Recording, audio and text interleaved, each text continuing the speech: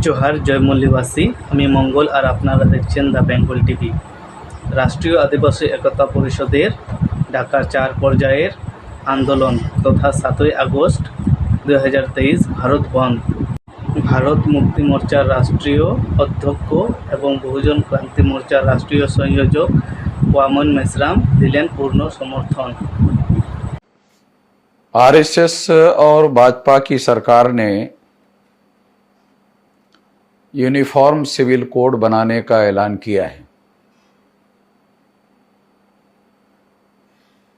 2024 के चुनाव को ध्यान में रखते हुए यह यूनिफॉर्म सिविल कोड लाने का कार्यक्रम उन्होंने चलाया, ऐसा देश भर में लोग कह रहे हैं। क्योंकि आरएसएस और भाजपा की सरकार को 10 साल में उन्होंने भारत की प्रजा के लिए क्या किया, अगर ये सवाल पूछा जाए तो उनके पास बताने के लिए कुछ नहीं है।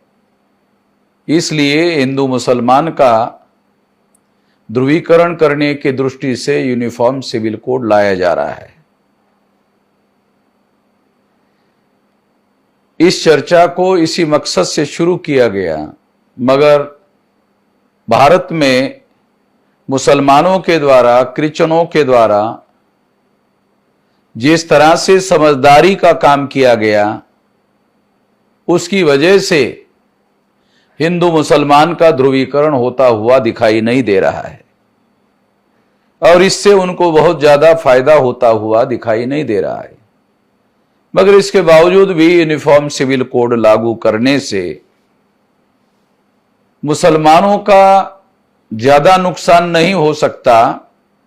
जो सबसे ज्यादा नुकसान होने वाला है वो आदिवासियों का कस्टमरी लॉ खत्म हो जाएगा।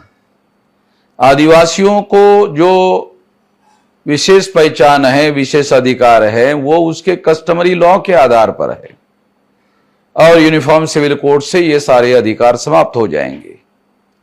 तो ये बहुत बड़ा खतरा है। इसके साथ साथ यूनिफॉर्म सिविल कोड से अगर समान कानून बन गया तो कल चलकर कोई ब्राह्मण सुप्रीम कोर्ट में जा सकता है कि जब सभी लोगों के लिए समान कानून लागू हो गया तो अलग से आरक्षण लागू करने की क्या जरूरत है।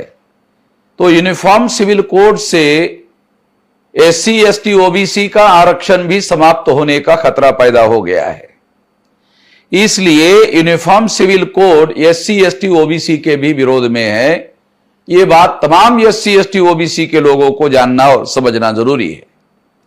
इसलिए राष्ट्रीय आदिवासी एकता परिषद के द्वारा एचएन रेकवाल, जो राष्ट्रीय आदिवासी एकता परिषद के राष्ट्रीय अध्यक्ष है, उन्होंने 4 चरणों में इसके विरोध में आंदोलन करने का ऐलान किया है। 6 जुलाई 2023 को